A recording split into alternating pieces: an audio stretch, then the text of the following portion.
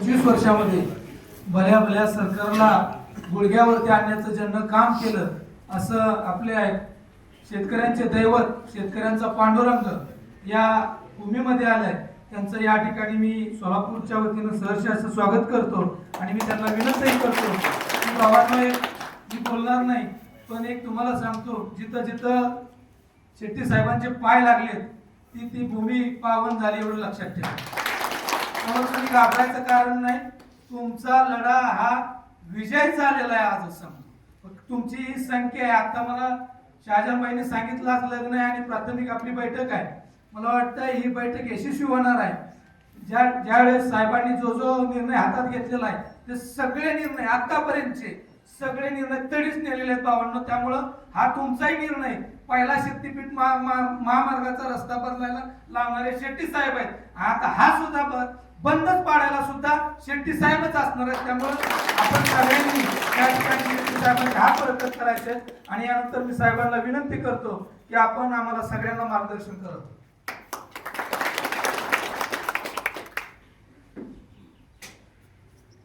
शक्तीपीठ विरोधी संघर्ष समितीच्या वतीनं हा शक्तीपीठ महामार्ग आमच्या तालुक्यात नको असा निर्धार व्यक्त करण्यासाठी उपस्थित असणारे सर्व शेतकरी भावांनो, नको म्हणूनच आलेले आहे ना, काय असून ते विकासाला कशाला विरोध करताय म्हणाला ते एकदा स्पष्ट करा. या निमित्तानं खरं तर मी मुद्दामून, कारण तुमच्यातले बरेचसे लोक नवीन आहेत, संघटनेचे पदाधिकारी तुम्हाला माहिती नाहीत, संघटना काय करते ही कुणाला माहिती नाही. मगाच तर एकानं कबूलच केलं की आम्ही तुमच्याकडे कधी आलोच नव्हतो. तर त्यासाठी तुम्ही एकटे नाही, तुम्ही लढाईची तयारी दाखवली. मगाशी शिवाजी भाऊंनी सांगितलं तसं, तर छातीचा कोट करून तुमच्या बरोबर लढाई करायला तयार असणारी पंढरपूर तालुका आणि सोलापूर जिल्ह्यातली सगळी फळी स्वाभिमानीची मी तुमच्या समोर बसवलेली आहे. म्हणजे तुम्हाला कधी कमी वाटायचं कारण नाही. आमचे अमरसिंह कदम इंदापूर तालुक्यातले आहेत, पण महाराष्ट्राचे युवा आघाडीचे अध्यक्ष आहेत.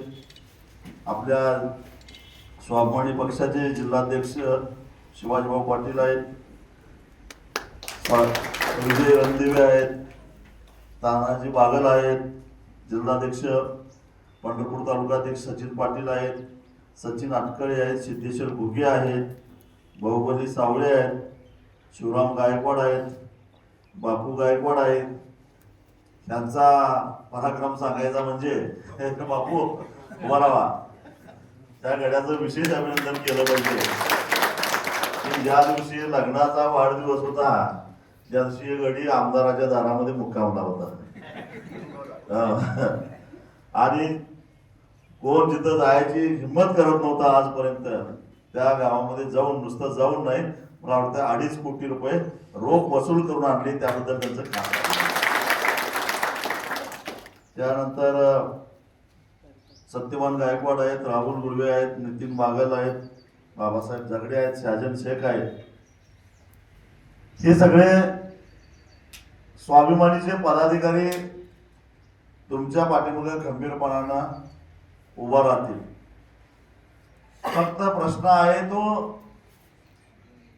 तुमची लढाईची तयारी आहे का नाही. हा मी असं बोललो याचं कारण, शक्तीपीठ महामार्गाला मी हा महामार्ग घोषित झाल्यापासून 2-2.5 वर्षापासून सातत्यानं विरोध करतोय. तो तुमच्याकडे आता आलाय, परंतु त्याला पहिल्यापासून विरोध करणाऱ्यापैकी मी आहे.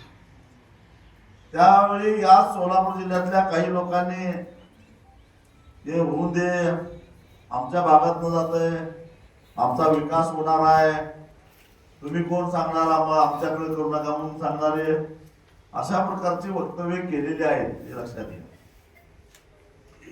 एकानं तर मला फोन केला होता, ते फोनचं रेकॉर्डिंग सुद्धा ऐकलं असेल, तेव्हा आम्हाला पैसे मिळतात, तुम्ही कशाला विरोध करताय, अशा पद्धतीने एकाला फोनही केला होता. पण तो माणूस कोण सांगोल्याचा, तो कोण होता माहिती आहे काय? या रस्त्याचं सर्वे करणारी जी काही फ्रान्सची कंपनी आहे त्या कंपनीमध्ये कामाला असणारा तो ग्रस्त होता. शेतकऱ्याचं नाव शेतकरी आहे असं सांगून अशा प्रकारचा मला फोन केला. ते रात्री 12 वाजता. त्याला वाटलं रात्री 12 वाजता माझ्यासारख्याला फोन केला तर मी इतर पुढाऱ्यासारखं काहीतरी बरळण, पण मी रात्री शुद्धीत असताना म्हणून रात्रीची वेळ निवडत कारणच काय. पण त्यात काय मी म्हटलं बाबा तुला मला फोन करण्यासाठी देवेंद्र फडणवीसने किती पैसे दिले सांग तेवढं म्हटलं. दुसरं काय सांगितलं. तेव्हा मोठ्या शक्ती कार्यरत आहेत. हा रस्ता करायचाच असा निर्धार करून मैदानात उतरलेल्या मोठ्या शक्ती कार्यरत आहेत आणि तुम्हाला तुमची जमीन वाचवायची. मगाशी कुणीतरी सांगितलं की 10-15 किलोमीटर लांबून 7-12 घाट टेकून पाईपलाईन केलेली आहे. मी इकडं बार्शी तालुक्यात गेलो होतो, धाराशिव जिल्ह्यामध्ये गेलो होतो. तिथं लोकांनी आपल्याला भाऊ काय सांगितलं की आम्ही गुंड फोडून दगड फोडून जमिनी केलेल्या आहेत आणि बागायती केलेली आहे. 20-25 किलोमीटरवरून पाणी आणलेलं आहे. त्या बाजूला कसा येतो तुमच्याकडे, तर आम्हाला त्यावेळी कुणी मदत केली नाही. दुष्काळामध्ये आम्ही हप्ते भरू शकलो नाही, त्यावेळी आमच्यावर जाप्ते आले, आपल्याला दया आली नाही आमची. आले तरी 2-4 वर्षापूर्वी त्यावेळी उजनी भरली नाही तर आपली अवस्था काय होती. त्यावेळी बँका जप्त्या घेऊन आल्या, त्यावेळी कुणालाही आमची दया आली नाही. आणि आता मात्र तुम्हाला पैसे भरपूर देतो आणि आता कशाला विरोध करताय असं सांगायला बरेच लोक यायला लागलेले आहेत.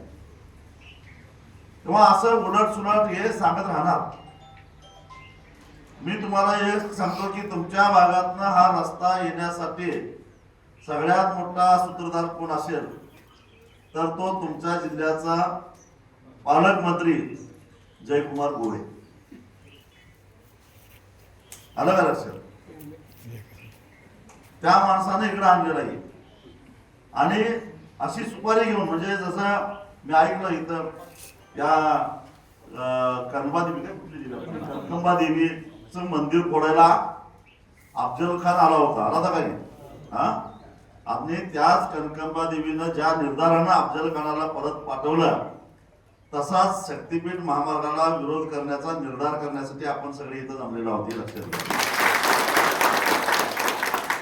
अफजल खान जसा विजापूरच्या दरबारातला विडा उचलून आलेला होता इकडं, तसा या जयकुमार गोरेनं विडा उचलून मी नेतो, मला कोण अडवायला येते बघतो असं म्हणून ते तिकडचा रस्ता इकडं आणलेला आहे. तिकडचा म्हणजे तो होता कुठं, इकडं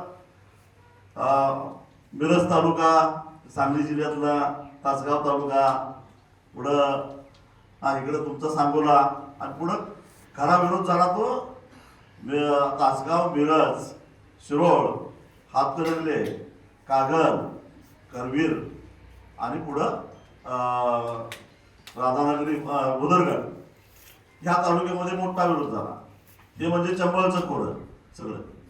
आता ह्या चंबळच्या खोऱ्यामध्ये आपल्या डाकूना काय दुसऱ्या डाकूना प्रवेश नाही म्हटल्यानंतर ह्या डाकूने काय केलं, रस्ताच बदलायचं ठरवलं आणि म्हणून तो बदललेला आहे, इकडं आलेला आहे. थोडक्यात काय, ही आमच्या दारातली घाण इकडच्या दारात टाकलेली आहे. आता ह्याला पवित्र मानायचं काय किंवा आणि तुम्ही शेजारच्या दारात फेकून द्यायचं हे तुम्ही ठरवायचं आहे. सगळे प्रयोग झाले. मुख्यमंत्र्याला जाऊन निवेदनं दिली गेली, भेटली, आम्हाला रस्ता पाहिजे आहे, ठराविकच लोकांचा विरोध आहे, अशी निवेदनं आमच्या भागात सुद्धा गेली. स्वतः आमदार सतेज पाटील, बंटी पाटलांनी विधानसभेमध्ये 3 वेळा विचारलं मुख्यमंत्र्यांना, तुम्हाला रस्ता होऊन द्या असं म्हणणारे जे शेतकरी आहेत त्या शेतकऱ्यांची जरा यादी द्या आणि त्यांचे गट नंबर द्या, म्हणजे आम्ही जरा तपासतो त्यांच्या शेतातनं रस्ता जातोय काय नाही जात हे कळलं पाहिजे ना. आपल्याकडे म्हणच आहे की माळावर बोंबलायला काय पाटलाची परवानगी लागते काय, ह्याच्या रानात रस्ता जाणार नाही, ह्यो कट्ट्यावर बसून म्हणतो होऊन दे की त्याला काय होतंय. हा, अशा हंगामी तुमच्या भागात सुद्धा निघणार आहे. हा आहेतच. त्याला काय होतंय, गावाचा विकास होईल, की विकास कुठं आहे ते हुडकायचा आहे मला. तेव्हा हे असं सुरू होणार आहे. जी काय भूमिका घ्यायची आहे ती तुम्हाला खंबीरपणाने घ्यावं लागेल. बरं, या तुमच्या बरोबर ही बिल्ला लावणारी खुली माणसं सुटली आणि काही डावी शेका पक्ष कम्युनिस्ट असली सुटली तर मला नाही वाटत तुमच्या बरोबर कोणी येतील असं. आणि तुम्ही त्यांच्यावर कधी नसताय काय हा, तुम्ही कधीच नसताय. आता जेवढात बसलाय का खरं बोला. हा, तुम्ही कधीच नसताय. हा, तुम्ही त्यांच्यावर कधी नसताय. पण ते मात्र बिचारी आता तुम्ही अडचणीत आल्यावर म्हणजे धावून तीच येणार आहे. कुठलाही तुमच्या जिल्ह्यातला एकही आमदार येणार नाही तुमच्या बरोबरला. आता लिहून ठेवा पाहिजे. वर्ण बोलतील पण यात आतनं सगळ्यांचा मूळ पाठिंबाच आहे. आणि एखाद्याला विरोध करण्याचा प्रयत्न केला की लगेच त्याला मुंबईला बोलवून दम दिला जातो. का आवाज वाढलाय म्हटलं की त्याचा आवाज आले, हे लक्षात घ्या.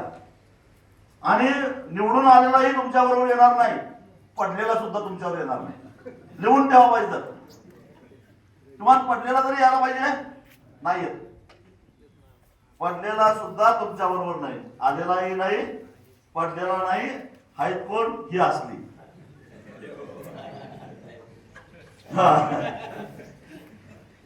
मग यांच्यात दम आहे, लक्षात घ्या. हा, दम आहे. पण आम्ही काय विरोध करतोय? आम्ही विरोध करतोय कारण आमच्यात एक किडा आहे रहिमानी, तो आम्हाला काय बसून देत नाही. तो सारखा वळवा करायला लागला की आम्ही पण वळवा करायला लागते. महाराष्ट्राचं याच्यामध्ये नुकसान आहे, महाराष्ट्राच्या जनतेचं नुकसान आहे. हा रस्ता म्हणजे पूर्ण अव्यवहार्य आहे, मूर्खपणाचा आहे. महाराष्ट्राला कर्जाच्या खाईत टाकणारा असा रस्ता आहे. 1,00,000 कोटी रुपयाला खर्च येणार आहे असं आता सरकार म्हणतंय. ते पूर्ण होईपर्यंत 3 लाख कोटी पर्यंत जाईल. आता म्हणतोय काय 1,00,000 कोटी रुपये. लिहून दाखवताय का मला जरा? 1,00,000 कोटी रुपये म्हणजे किती शून्य ते एकावर पण लिहून दाखवा मला. 1,00,000 कोटी रुपये एवढा खर्च येणार आहे रस्त्याला. आणि एवढा आधीच राज्यावर 9 लाख कोटी रुपयाचा कर्ज आहे. हे एवढं झालं की 10 लाख वर आकडा 10चा दशा आला. यातला 1 रुपया सुद्धा सरकार तिजोरीतला घालणार नाही. खासगी क्षेत्रातल्या उद्योगपतींना म्हणणार तुम्ही पैसे टाका 1,00,000 कोटी आणि रस्ता पूर्ण करा. आणि रस्ता पूर्ण झाल्यानंतर त्याच्यावरनं जाणारे जे काय आहेत ते टोल देतील आणि तुमचे पैसे परत देतील. मग 20 वर्षे लागतील, 30 वर्षे लागतील, 40 वर्षे लागतील की लुटालूट करा तुमचं तुम्ही आणि ते तुमचं काय असेल माया गोळा करा. आता ते सांगताना 1,00,000 कोटी सांगणार, रस्ता होईपर्यंत 3-3.5 लाख कोटी रुपयेपर्यंत ते जाणार. कारण समृद्धीचा अनुभव आहेच आम्हाला. मग ते पैसे पिटेपर्यंत व्याजासकट जेवढी वर्ष लागतील तेवढी वर्ष टोल गोळा करायचा. यांना लाज वाटली पाहिजे. छत्रपती शिवाजी महाराजांचं नाव घेऊन राज्यावर आले, सत्तेत आले.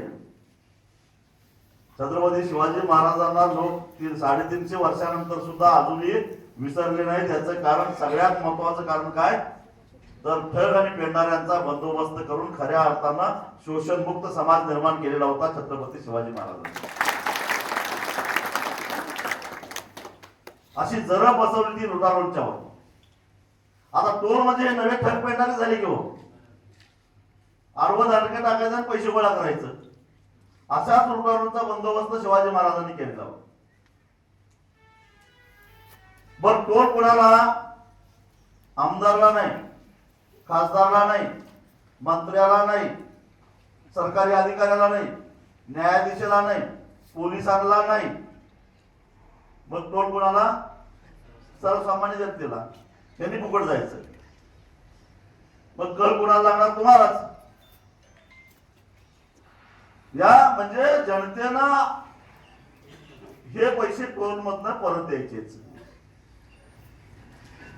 पण त्याची गरज आहे का? तर गरज अजिबात नाही आहे. एखाद्या वेळेस गरज असते तर समजून घेतलं असतं. आता पालखी मार्गाला विरोध केला का? नाही केला विरोध. का? आषाढी एकादशीला, कार्तिक एकादशीला लोक एवढ्या मोठ्या संख्येनं पंढरपूरला येत असतात, ट्रॅफिक जाम होत आहे, लोकांना त्रास होतोय, त्यामुळे रस्ता रुंद होणं गरजेचं आहे म्हणून पालखी मार्ग तिन्ही चारी बाजूने केले. कुठल्या एका तरी शेतकऱ्याने विरोध केला काय? हो, नाही केला. कारण त्याची गरज होती. आणि आम्ही विकासाला विरोध करणारी माणसं नाही आहे. जिथं आवश्यकता आहे ते व्हायलाच पाहिजे. हा आपला नागपूर ते रत्नागिरी रस्ता मोठा झाला, रुंद केला, त्याला विरोध केला का आम्ही? नाही केला. तोही झाला ना. आता मग नागपूर वरनं ह्यांना काय करायचं आहे? शक्तीपीठ महामार्ग म्हणजे जाणार नागपूर वरून गोव्याला त्यांना 8 तासामध्ये जायचं आहे. मुख्यमंत्र्यांचं म्हणणं काय?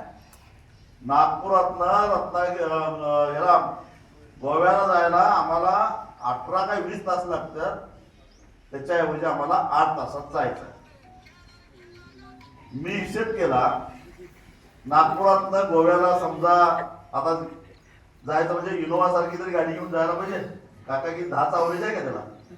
हा, म्हणजे जवळपास 11,500 रुपयेचं डिझेल लागणार. नागपुरातनं गोव्याला पोचायला इनोवातनं तुम्हाला जायचं असेल 8 तासात, समजा रस्ता झाला, आपण परवानगी दिली, तर नागपुरातनं गोव्याला जायला 11,500 रुपयेचं निव्वळ डिझेल लागणार. आणि नागपुरातनं गोव्याला जायला एक विमान आहे, त्याला तिकीट आहे 3,500 रुपये, आणि ते 2 तासात नेते. मग कोण शहाणा माणूस 11,000 रुपये घालून डिझेल नाही जाईल काय? आणि टोल वेगळाच, टोल अजून धरला नाही का तुम्ही? फक्त डिझेलचा खर्च सांगितला. मग 3,500 मध्ये 2 तासात नागपुरात गोव्याला जायचं असताना, जाता येत असताना कोण शहाणा माणूस असल्या उन्हामध्ये टोल देत गोव्याला 11,500 रुपयाचं डिझेल टाकून, म्हणजे टोल नाही म्हटलं तर 2,500-3,000 रुपये होणार. कोण जाईल? हा.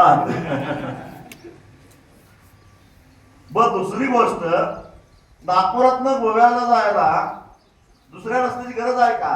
आता नागपूर रत्नागिरी जो रस्ता बांधला आहे आता गडकरीने, 4 पदरी झालाय. अहो, तो त्याच्यावर सुद्धा 120 पेक्षा जास्त स्पीडनं गाड्या आता जातात. आम्ही जातोय, मी कायम त्या रस्त्याने येतो. मी तुम्हाला सांगतो, पंढरपुरात 1.5 तासात येतो आमच्या घरात. 1.5 तासात सुरुवात. मला वाटतं 125 किलोमीटर असेल. हा, 130 किलोमीटर 1.5 तासात मी पोहोचलोय. मग याच्यापेक्षा वेगवान रस्ता कुठला पाहिजे तुम्हाला?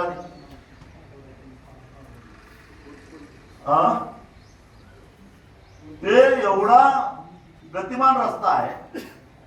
आणि हा शक्तीपीठ महामार्ग, आणि ते नागपूर रत्नागिरी कोल्हापूरपर्यंत दोन्ही समांतर जातात, एका लाईनला जातात. दोन्ही रस्त्यामध्ये काही ठिकाणी 2 किलोमीटर सुद्धा अंतर नाही, काही ठिकाणी 17-18 किलोमीटर अंतर आहे. जरा इकडे तिकडे झाले, पण समांतर. आणि त्या रस्त्यावरनं ते सुद्धा खाजगीकरणात झालाय. तो केंद्र सरकारने रस्ता केलाय. राष्ट्रीय महामार्ग प्राधिकरण नावाचं त्याचं जे काय प्राधिकरण आहे, NHA, नॅशनल हायवे अथॉरिटी, त्यांनी ते रस्ता बांधलाय. आता ते रस्ता त्यांनी पण खासगीकरणातच बांधलाय. आणि त्यासाठी त्यांना महिन्याला एका टोलवरनं किमान 40 लाख रुपये गल्ला जमा झाला तरच तो फायद्यात जाणारा रस्ता, असं त्या नॅशनल हायवेचं म्हणणं आहे. तुम्ही त्या रस्त्याने कधी गेला तर सांगोल्याच्या टोलला विचारा, कवठेमंकाजवळ एक टोल आहे बोरगावला, त्यांना विचारा. 8 ते 9 लाखाच्या वर गल्ला जमा होत नाही. कधी एकादशीला तरी जरा वाढत असत, नाहीतर 9 ते 10 लाखाच्या वर तिथं टोल जमा होत नाही. व्हायला पाहिजे किती 40 लाख. म्हणजे तो रस्ता सध्या तोट्यात आहे. क्षमतेच्या 25% रस्ता वापरला जातोय, म्हणजे 75% वापर होत नाही. मग त्याच्या शेजारी दुसरा रस्ता केल्यानंतर म्हणजे त्यांचं उत्पन्न होणार 4.5 लाख, त्यांचं उत्पन्न होणार 4.5 लाख, म्हणजे दोघंही तोट्यात. मग कशासाठी, काय कारण आहे? आणि तुम्हाला एक्सप्रेस करायचं आहे तर तेच करा की तिथं जमीन 8 पदरी रस्ता करता येईल एवढी जमीन आधीच घेऊन ठेवलेली आहे. त्यामुळं त्याला काय नवीन जमीन घ्यायची गरज नाही, हाय आधी घेतलेली त्याचा करा. पण नाही, आम्ही राज्य सरकारचा, हा राज्य सरकारचा रस्ता आहे, लक्षात घ्या. हा नॅशनल हायवे नाही, हा राज्यमार्ग आहे. MSRDC म्हणजे महाराष्ट्र राज्य रस्ते विकास मंडळ, या मंडळाचा हा रस्ता आहे.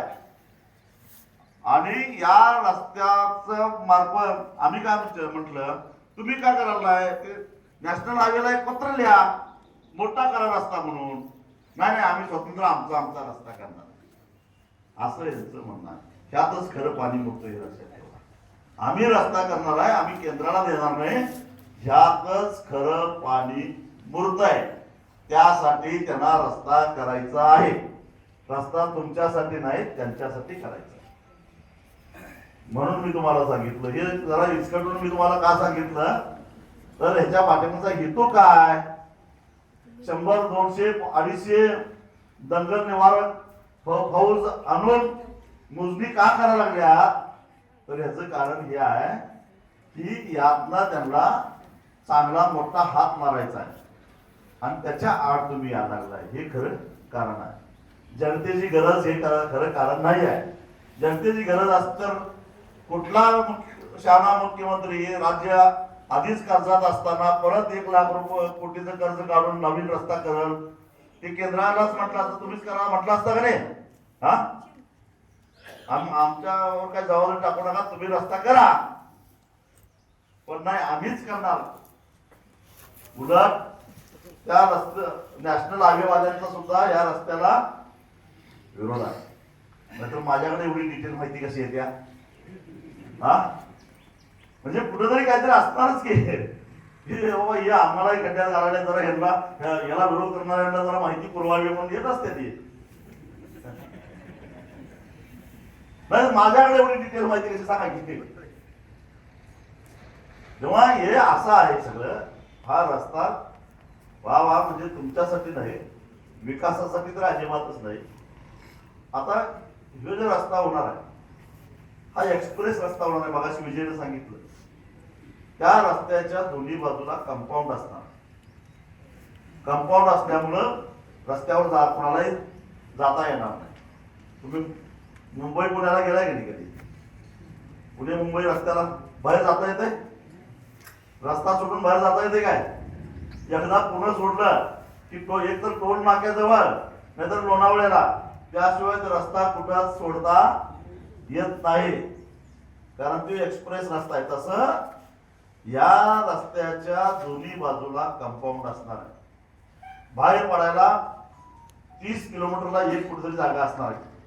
म्हणजे जर आत जायचं असेल तर 30 किलोमीटर मागे जायचं किंवा 30 किलोमीटर पुढे जायचं आणि मग आत जायचं. बाहेर पडायचं असलं तर तसंच.